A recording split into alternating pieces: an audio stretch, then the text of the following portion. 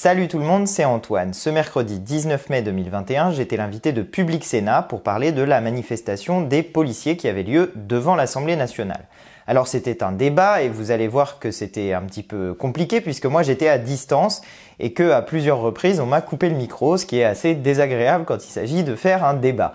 Mais bon, gardez votre mal en patience, à la fin, à chaque fois j'ai pu dérouler les arguments, donc je vous invite à regarder et à chaque fois que vous sentez que j'ai envie de dire quelque chose et que je ne peux pas, à prendre votre mal en patience pour aller jusqu'à la suite, vu que ensuite j'ai pu compléter ce que j'avais à dire systématiquement. Je vous laisse regarder cette vidéo et puis comme toujours, je vous retrouve à la fin. Et avec nous ce soir pour le grand débat d'ALPL, Jacqueline Eustache-Brinio, bienvenue. Vous êtes sénatrice LR du Val d'Oise, secrétaire du Sénat, membre de la Commission des lois. Face à vous, Guillaume Gontard, bienvenue. Vous êtes sénateur de l'Isère, président du groupe écologiste au Sénat, vice-président de la Commission des Affaires étrangères, de la Défense et des Forces armées.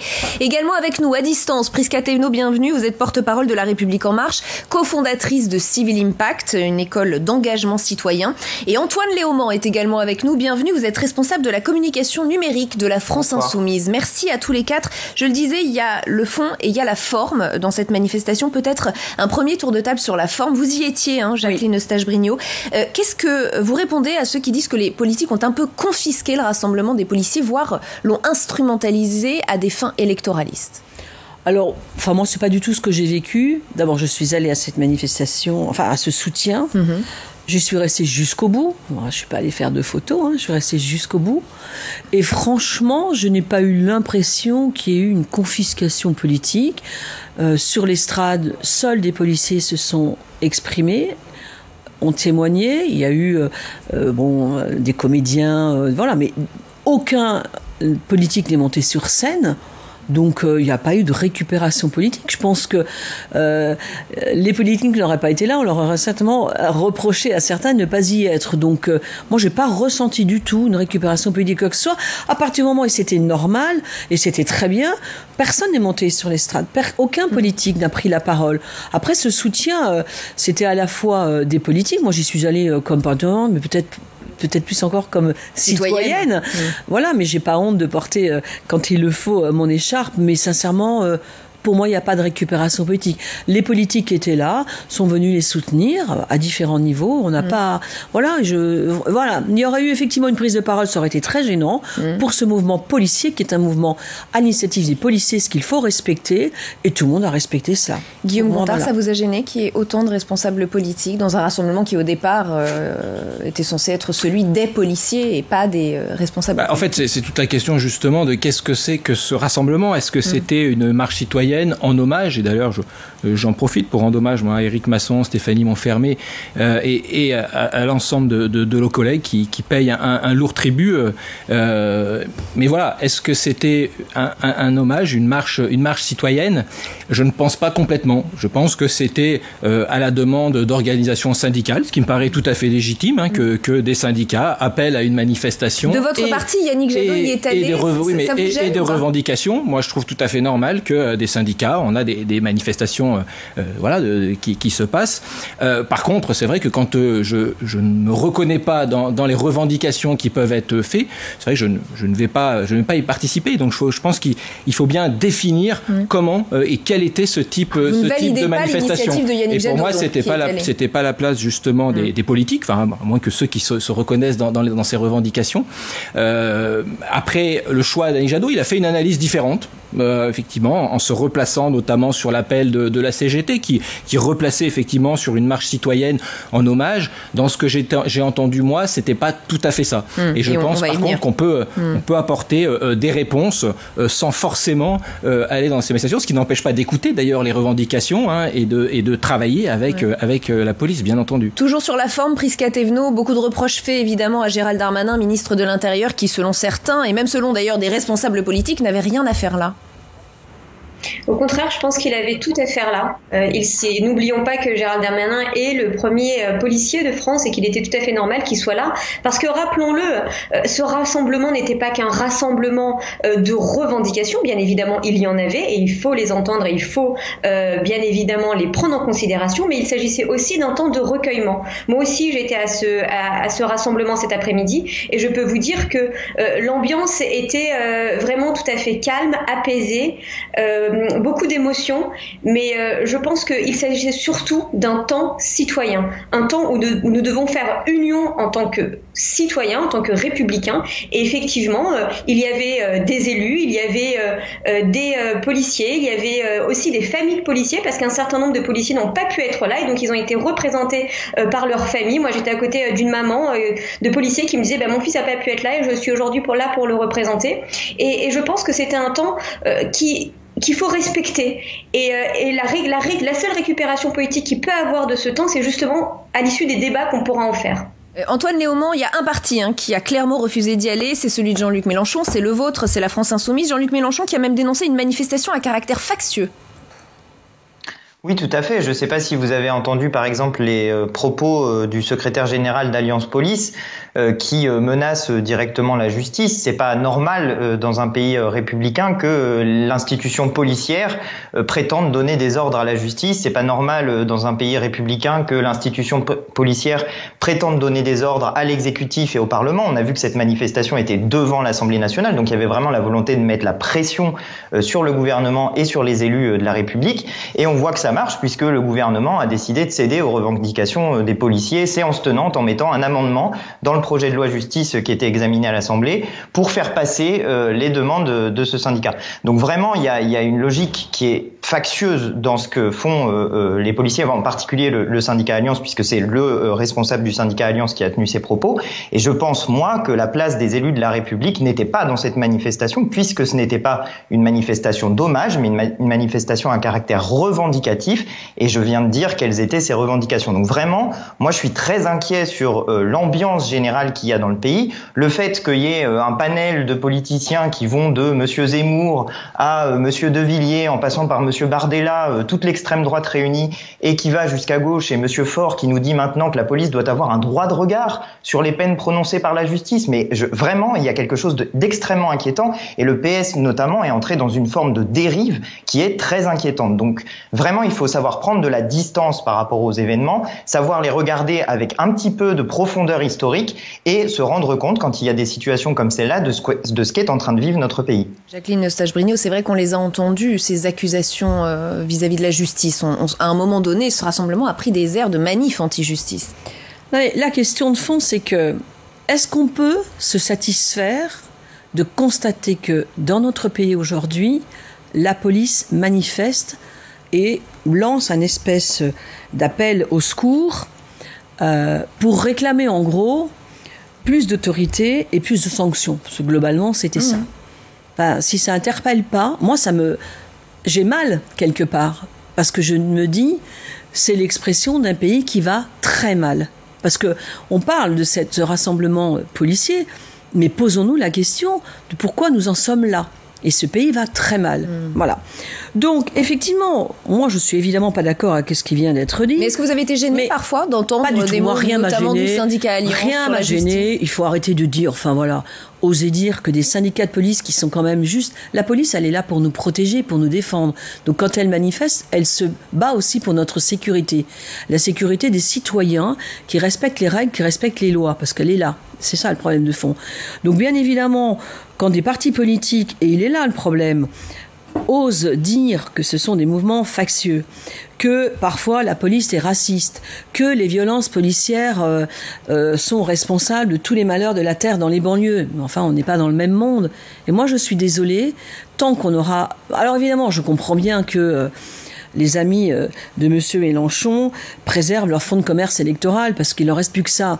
Donc effectivement, c'est aussi cette manière qu'on a de toujours essayer de préserver son électorat et pas taper dessus. Moi, je dis simplement qu'on n'aide personne quand on remet en cause l'autorité, quand on remet en cause la police. Vous savez, aujourd'hui, à force de laisser faire, à force d'avoir un certain nombre de people qui disent cette France est raciste, cette police est raciste, dans ce pays tout va mal, eh bien on cautionne ça.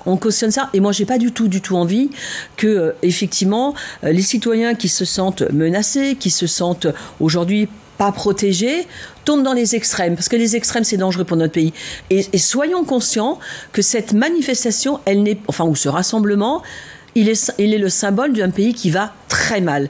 Et que les discours politiques qui sont parfois posés, parfois portés, participe à ça. Voilà. Alors, ça, c'est vraiment important. Je vous laisse répondre, Antoine Léaumont, puisque vous avez été accusé, et ensuite je vous donne la parole, Guillaume Gontard. J'ai entendu quand même un certain nombre de choses qui me choquent, je dois dire, puisque vous dites que nous faisons de la police le responsable de tous les maux. Ce n'est pas ce que nous disons. Nous disons qu'il faut une police républicaine. Et madame, vous devriez vous inquiéter effectivement du fait qu'à l'intérieur de la police, des propos racistes parfois sont tenus. J'ai vu très récemment, sans aller jusqu'aux propos racistes, c'est même des comportements qui sont parfois choquants. Lors de la dernière manifestation, on a vu un commissaire de police dire dégagez-moi tous ces je sais plus quoi, tous ces connards, quelque chose comme ça. Donc vraiment, il y a un problème, mais qui est un problème très large. Les policiers qui sortent du cadre, ils sont sanctionnés, contrairement aux délinquants.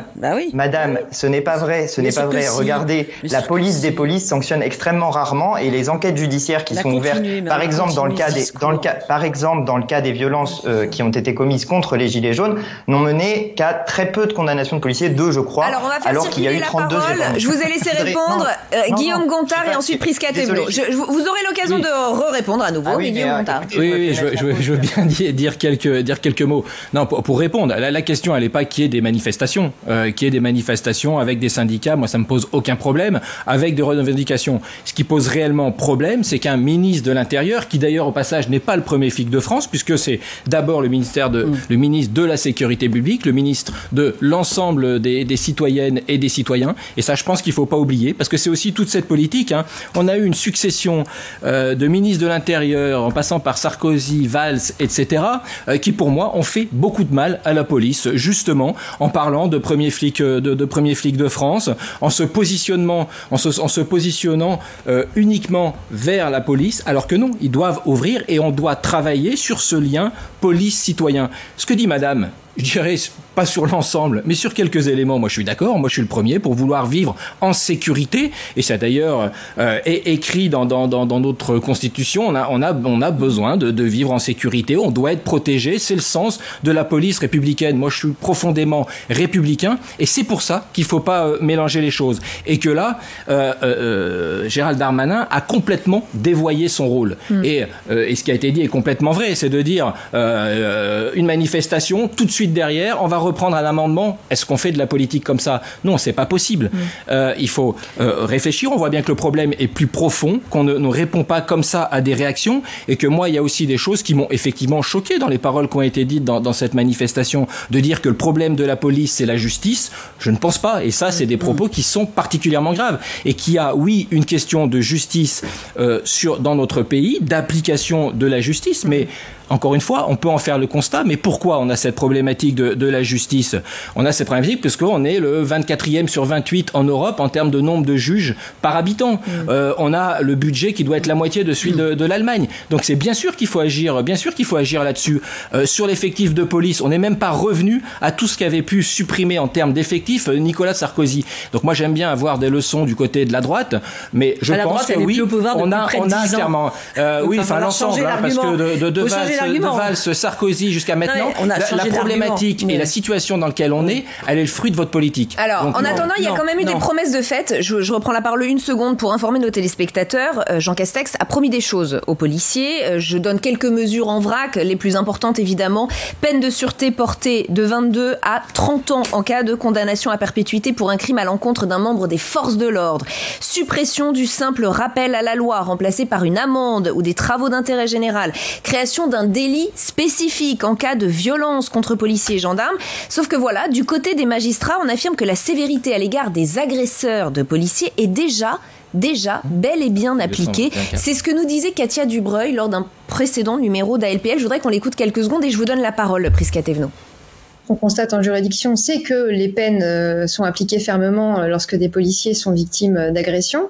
Et donc, est-ce que la chancellerie constate dans ses statistiques que, en réalité, la justice ne serait pas sévère par rapport aux agressions qui sont faites contre les policiers? Je ne le pense pas. Donc, dans ces conditions, je ne vois pas très bien, effectivement, ce que ça apporte de rajouter une petite couche. Effectivement, la plupart des mesures qui sont annoncées, elles existent déjà. Je ne vois pas très bien en quoi cela répond au désarroi des policiers qui est effectivement réel, au ras-le-bol qui est réel, mais qui tient selon nous davantage aux conditions d'exercice particulièrement dégradées de la police.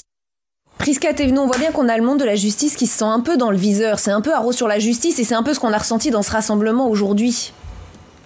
Oui, effectivement. Et ce qui est important de rappeler, c'est que l'un ne peut pas aller sans l'autre. Il faut effectivement plus de moyens à la sécurité, avec les différentes mesures dont on a énormément parlé sur ce plateau à différents moments, mais également plus de moyens à la justice. Parce que la justice, pour s'exercer pleinement, il faut qu'elle ait des moyens. Il faut qu'elle ait des moyens, effectivement, en termes matériels, mais également humains. Et c'est bien la raison pour laquelle le budget de la justice, avec Éric Dupond-Moretti, a été augmenté de 8%. Ça représente 8 milliards d'euros, mais également en termes de recrutement, c'est 2400 recrutements qui ont été faits sur différents secteurs que la PJJ, l'administration pénitentiaire par exemple, et plus précisément sur le code de justice pénale aussi un budget a été mis en place pour que dès l'instant il sera effectivement effectif en septembre, il y ait des moyens, c'est de l'ordre de 33 millions d'euros si je me souviens bien. Donc derrière ces chiffres, qu'est-ce qu'il y a en réalité? Il y a une volonté politique de enfin dire que les deux doivent avancer de pair, et finalement c'est ce qui a été demandé aujourd'hui lors du rassemblement citoyen auquel nous sommes un certain nombre à avoir assisté aujourd'hui. Maintenant, moi, je me permettrai et très rapidement de réagir sur par rapport à ce que vient de dire le représentant de la France Insoumise. Moi, je pense que de manière très simple, et je pense qu'il serait bien de l'assumer, vous êtes des responsables politiques, la seule et unique raison pour laquelle vous ne vous êtes pas déplacés sur ce rassemblement qui était avant tout un rassemblement citoyen, c'est par lâcheté. Parce que vous savez très bien que vous n'alliez pas être bien reçus au regard de toutes les tribunes que vous avez faites vis-à-vis des policiers, en les englobant toujours et en les opposant toujours aux citoyens. Sauf que vous oubliez quelque chose, c'est qu'avant tout, les policiers sont des citoyens. Antoine Léaumont. Vous faites erreur, madame. Nous ne participons pas à un rassemblement dont nous estimons qu'il va porter des revendications avec lesquelles nous ne sommes pas d'accord. Nous n'étions pas d'accord avec les revendications qui ont été portées. Nous ne sommes pas d'accord avec les menaces qui sont faites contre la justice. Et moi, je voudrais, puisque la France Insoumise vous obsède tellement, je voudrais vous lire ce qu'écrit le syndicat de la magistrature sur le sujet. C'est pas moi, c'est le syndicat de la magistrature. La police devient une puissance autonome au lieu d'être une force publique au service des citoyens, dictant à l'exécutif la définition de la politique pénale, au Parlement le contenu des lois et revendiquant une indispensable impunité pour elle-même. Quel est le nom d'un tel régime? Je vous le dis, le nom d'un régime ainsi, il est un régime qui est mis sous la pression des syndicats d'extrême droite de la police. Quand Alliance menace de cette manière-là les juges, la justice, quand il met en cause directement un des ministres de votre gouvernement et qu'un autre est présent dans cette manifestation, dans quel monde vit-on? Dans quel monde vivez-vous, madame? Nous défendons pour les policiers l'augmentation des moyens. Par exemple, pourquoi vous ne rénovez pas les commissariats? Pourquoi vous ne mettez pas de l'argent dans les véhicules qui ont besoin d'être rénovés également? Pourquoi vous ne parlez pas de la question des suicides dans la police? Il y a 4 fois plus de policiers qui sont morts à cause de suicides que de policiers qui sont morts en mission. C'est un énorme problème dans la police. Nous avions déposé une proposition de commission d'enquête sur le sujet au tout début de la mandature avec Alexis Corbière et Hugo Bernalicis. Pourquoi ne l'avez-vous pas mise à l'ordre du jour? Donc il faudrait à un moment donné arrêter de discuter sous le coup de l'émotion, arrêter de discuter sous le coup de la mise sous pression des syndicats factieux, je le répète, de la police comme Alliance, qui mettent la pression sur les institutions républicaines et faire ce qui serait utile, c'est-à-dire faire baisser le niveau de tension, mettre des moyens là où il en faut. Par exemple, dans le renseignement, il faut mettre davantage de moyens et réorganiser la police pour en faire des gardiens de la paix et non pas ce que vous appelez, vous, des forces de l'ordre. Mais l'ordre, madame, dans une république, il est républicain. Et ce qu'on a vu aujourd'hui, ce n'est pas l'ordre républicain. Jacqueline Eustache-Brinio. On a assisté, là, dans quelques secondes, quelques minutes, aux éléments de langage qu'on connaît par cœur de la France Insoumise. Bon, je n'ai même pas envie de relever parce que je veux dire, quand on voit ce qui se passe et quand on voit ce déni de la réalité de la part de la France Insoumise, bon, c'est complètement irresponsable ces propos. Alors voilà, bon, je le dis. Moi, personnellement, le syndicat de la magistrature, c'est pas ma référence intellectuelle non plus. Ce que je vois, c'est ce qui se passe dans ce pays. Voilà. Donc, ce qui se passe dans ce pays va mal. Nous payons pas uniquement les années Sarkozy, chers collègues, nous payons ce déficit d'autorité. On a tellement remis en cause l'autorité d'une manière générale dans ce pays que tout le monde souffre. La police est la première victime. Mais pourquoi la police? Parce qu'elle représente l'autorité. Elle représente cette espèce de mur qui nous protège et contre lequel on veut. Bah si, c'est exactement ça. Mais lorsque les magistrats vous disent que les peines sont appliquées et qu'elles sont plus dures, vous ne les croyez pas parce que c'est le syndicat de la magistrature? Mais c'est faux. Alors oui, la justice manque de moyens, mais il faut arrêter de dire que dans le quotidien, les peines sont sévères, les peines sont appliquées. Aujourd'hui, parce qu'effectivement, il manque probablement des places en prison pour les plus grands délinquants. Moi, je ne suis pas quelqu'un qui pense qu'il faut envoyer tous les mineurs ou les jeunes majeurs en prison. Mais il manque effectivement des places. Donc aujourd'hui, il y a des peines de prison fermes. qui n'implique pas une mise en dépôt. Donc les gens n'y vont pas, même avec de la prison ferme. Je veux dire, aujourd'hui, qu'est-ce que disent les policiers? C'est que, et à chaque fois ils vous le disent, on les voit, celles et ceux qui nous agressent, 1 fois, 2 fois, 3 fois, pour pouvoir faire en sorte qu'ils passent en comparution immédiate. Je ne vous dis pas ce qu'il faut faire. Les policiers, c'est un travail énorme qu'ils font. Donc arrêtons de dire que tout va bien, c'est faux. Arrêtons de dire que la justice, oui, elle manque de moyens, mais il faut arrêter de dire que les peines sont appliquées complètement, etc. Aujourd'hui, le drame de notre pays, le drame, c'est de voir dans les violences urbaines, dans les violences contre les policiers, qui laissent leur vie aujourd'hui quand même. Regardez ce qui se passe chez nous, quoi. Les policiers laissent leur vie aujourd'hui pour nous protéger. Donc voilà. Donc aujourd'hui, ces policiers expriment quelque chose de fort, quelque chose de grave, d'un pays qui va mal. Et je pense que quand on est responsable politique de droite et de gauche, parce que sincèrement, vous le disiez, chers collègues, nous sommes des républicains, eh bien on est tous derrière les forces qui nous protègent. On devrait tous défendre cette police et non pas oser dire qu'il y a des syndicats factieux. Moi, je m'autoriserai jamais de donner un qualificatif à un syndicat, quel qu'il soit, syndicat professionnel, quel qu'il soit. Donc voilà. Donc dire que ce qui s'est passé aujourd'hui dans notre pays, c'est pas anodin. C'est pas anodin. Voilà. Moi, je suis plus âgé que mon collègue. On n'a jamais vu ça. Donc c'est quand même significatif d'un pays qui va très mal. Et il y a des discours politiques qui sont extrêmement dangereux. Guillaume Gontard. Non, j'ai déjà une réponse. Si moi je suis pas allé manifester, c'est pas par lâcheté, c'est par respect. C'est par aussi respect, parce que quand je ne suis pas d'accord avec les revendications qui sont faites, je ne vais pas manifester. C'est mon droit. Un point, c'est tout. Et deuxièmement, ça m'empêche pas de soutenir l'action de la police, d'aller dans les commémorations. Mais vous ne souhaitez pas, par exemple, que les peines soient plus sévères aucun problème avec à l'égard des agresseurs de policiers. Et sur cette question des peines sévères, ce que j'entendais, ce qui venait d'être dit, on a l'impression que c'est la solution miracle.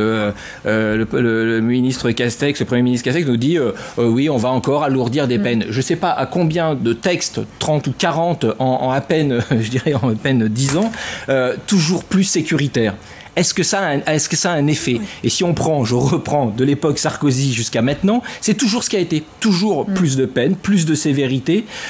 Mais qu'est-ce qu'on voit? Est-ce que ça fonctionne? Si ça fonctionne, on n'en serait pas là, en train de débattre sur cette problématique. Ils ont augmenté. Il y a bien sûr une question de moyens. Je ne sais pas si vous êtes allé dans des commissariats. Je pense qu'on peut faire encore un petit peu mieux. Moi, je trouve qu'il y a des conditions de travail qui ne sont pas acceptables. Moi, je ne comprends pas qu'on puisse travailler dans des conditions comme ça dans les commissariats. Donc, bien sûr qu'il y a une question de moyens et il y a une question de politique générale, c'est-à-dire cette politique du chiffre qui a été menée encore une fois depuis Nicolas Sarkozy a été un vrai désastre. On a des policiers qui sont amenés, je veux dire, quand on a des policiers qui sont allés juste à traiter des problèmes de joints, etc., je suis pas sûr que ça soit réellement le rôle et qu'il y a beaucoup d'autres choses à faire. Sur la question de l'indépendance de l'IGPN, par exemple, c'est une proposition qu'on fait, qui est concrète et qui me paraît indispensable, justement, pour retrouver ce lien et cette confiance entre les citoyens et la police. Et ça me paraît totalement indispensable. Alors, je m'excuse d'avance, il reste 3 minutes, donc tout le monde va être frustré. Prisca Thévenot. Non, mais je pense qu'en fait, ce qu'on est en train de se dire dans ce débat, peut-être sauf la France insoumise, c'est et il n'y a pas là de volonté de vous marginaliser, vous le faites très bien tout seul. Je pense que le sujet est effectivement d'appeler au calme, d'être en capacité d'écouter, de ne pas être dans une attitude partisane. Et je pense que finalement, c'est ce qui a été dit tout au long de notre plateau, qui est de bien écouter ce que les policiers ont besoin, parce que finalement, ce dont ils ont besoin, c'est finalement pour nous protéger, pour faire en sorte que nous puissions vivre libres au sein de cette République. Antoine Léaumont. Je vais me permettre de répondre, effectivement. Si vous aviez la même attention pour chaque fois qu'il y a des fonctionnaires qui manifestent, je pense que les soignants, par exemple, ne seraient pas dans la situation dans laquelle ils sont. Là, la vérité, c'est que vous êtes mis sous pression par des forces de police que vous avez de toute évidence du mal à contrôler, puisque à peine ils ont fini leur manifestation, vous passez l'intégralité de leurs demandes dans des amendements. Mais je voudrais dire à la représentante des Républicains quelque chose. Je ne l'ai pas entendu dire la même chose quand M. Balkany a été condamné à des peines de prison. Je veux dire, c'est très intéressant, mais quand vous dites qu'il faut de la sanction très ferme, etc., je vois que vous avez un double discours finalement. Quand c'est certains, ça vous pose pas de problème. Quand c'est d'autres, ça vous en pose davantage. Non, ce qu'il faut faire, c'est effectivement, et vous aviez raison, Monsieur d'Europe Écologie, de rétablir de la confiance. Ça, c'est extrêmement important. Parce que dans un pays républicain, vous avez parlé d'autorité, et c'est une très bonne chose de parler d'autorité, mais dans un pays républicain, l'autorité doit être consentie. parce que la loi doit être juste. Donc, pour rétablir la confiance, il faut rétablir effectivement cette autorité républicaine, et le seul moyen de la rétablir, c'est de refonder entièrement la police, de refonder aussi en partie nos institutions, parce qu'on voit qu'elles sont mises à mal, mais de les refonder de manière démocratique, en passant par le vote, et c'est pour ça que nous proposons par exemple une 6e République qui permettrait de redonner de la confiance, mais y compris dans les politiques. Je veux dire, nous tous autour de la table, il faut bien avoir conscience que les gens n'ont pas seulement plus confiance dans la justice, plus confiance dans la police, mais aussi parfois plus confiance dans la politique. Et quand on voit des manifestations comme celle-là où tout le monde a l'air d'accord, de monsieur Zemmour au PCF, en passant par le PS, en passant par la droite, pour dire qu'il faut des peines extrêmement dures, etc., etc., franchement, les gens ont l'impression qu'ils disent tous la même chose et qu'ils sont tous pareils. Vous nous avez tapé sans arrêt avec la France Insoumise, mais en réalité, vous avez démontré qu'il y a au moins une force politique qui est différente des autres. La France Insoumise, c'est nous. Jacqueline Eustache-Brinio, pour conclure. Oui, non, juste parce que je vais pas revenir sur Balkany, je vois pas le rapport, mais quand on est à bout d'arguments, on sort le truc, ça m'intéresse absolument pas de parler ça. Moi, je dis simplement que il y a des responsabilités politiques quand, et la France Insoumise en est l'exemple concret, quand on défile avec Assa Traoré, avec le CCIF, tous ces gens qui prônent la haine de la France et la victimisation complète, parce que c'est ça. Derrière tout ça, il y a la haine de la France, il y a la victimisation permanente. Non, mais je finis. Parce que voilà. Donc voilà. Essayons de défendre la France, faire aimer la France, et arrêtons de penser que dans ce pays, tout le monde est victime de ce pays raciste, fasciste, parce que c'est faux, et que dans ce pays, tout le monde a sa place. Simplement, quand on respecte les mêmes règles, on vit mieux. Et ce sera le mot de la fin. Je suis désolée. Juste rappeler quand même que dans la manifestation, on avait Éric Zemmour qui a été condamné pour racisme. Oui, donc, mais bon, voilà, c'est dit. Bon, merci à tous les 4 d'avoir participé à ce débat. Je suis désolée, le temps est terminé. Désolée, je vous redonnerai la parole une autre fois dans un autre débat. Antoine Léaumont, c'est promis. Merci en tout cas. Voilà, c'est la fin de cette vidéo. J'espère que ce que j'ai dit vous a plu, vous a intéressé. Je pense que vous aussi, ça vous a agacé qu'on me coupe le micro et que je puisse pas donc avoir la parole pour faire un vrai débat. Mais bon, c'est la vie, ça fait partie des règles de ces plateaux quand on les fait moitié à distance, moitié sur place. Bref, si cette vidéo vous a plu, je vous invite à la partager sur les réseaux sociaux et à mettre des petits pouces bleus. Si vous passez ici pour la première fois, je vous invite à vous abonner à ma chaîne en n'oubliant pas de cliquer sur la petite cloche pour recevoir des notifications. C'est tout pour aujourd'hui et en attendant, je vous dis à très bientôt pour de nouvelles vidéos. Allez, salut!